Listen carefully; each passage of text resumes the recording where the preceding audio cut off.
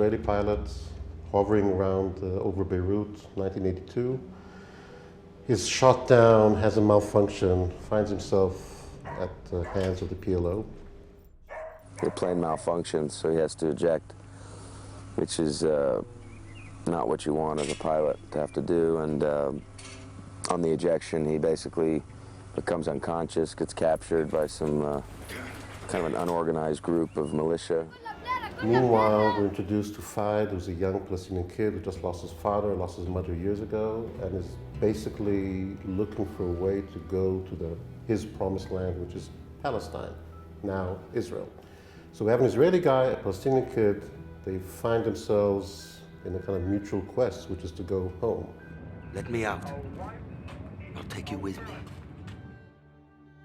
And a promise is made between them that if Yoni gets Fayed across the border, he'll take him to his ancestral home that he's never visited, that his grandfather left 40 years ago. It's a time for the kid who's very conflicted about this guy to kind of show his anger and his intrigue, and so he develops this contentious relationship with Yoni, the pilot. Your map is not right. That is Israel. Your brain is not right. It's Palestine. There is no Palestine. Fayed want to help Yoni because Yoni is promised to him. If he take him back to Israel, he promised to him to take him with him.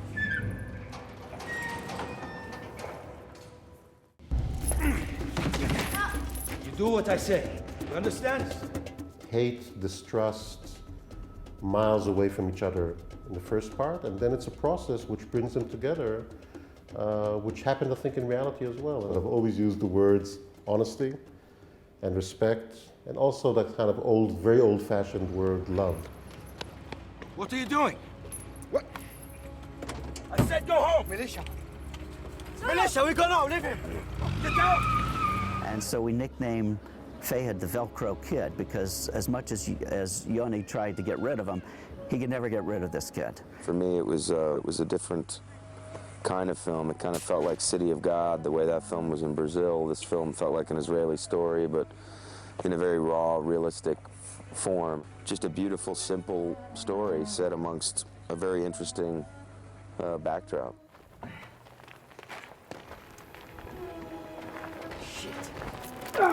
I was very keen to make sure that we were going to give it opportunity to break out on an international level. I very much wanted the film to not feel small. I also wanted to make sure that whilst the story has a political backdrop, that didn't seem to drive the story, and that very much it's a tale of a friendship that forms.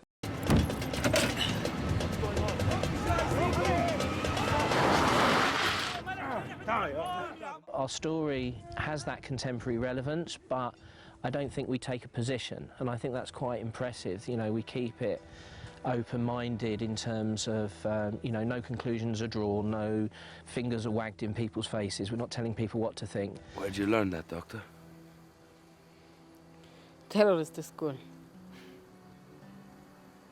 If you stick any two people together for more than, you know, a week or a few weeks on a journey like this, amongst the danger zone which we're involved in, you know, you realize that you're both kind of the same. At a certain point, we all get stripped down and we all are the same. The human elements of life come into play, and that's really what this film is about. And these two people touch each other's lives in that way. I think I found myself on the set with two approaches. You know, one, an actor who needs a certain kind of attention to understand who he is, why he is, what's his thinking as an American actor, but as an Israeli pilot. And on the other hand, take a kid, take him out of Tel Aviv, throw him in Beirut, 1982, an era that he knows nothing about, and yet make him believable in that sense, which is always, I guess, the dream of a director, to really go through a process with his actors. And I think that's what happened here with both Abdallah and Stephen. Stephen, I like him so much. He helped me sometime.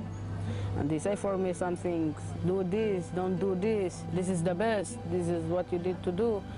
And I go from what he say for me, and it will be best, I see it.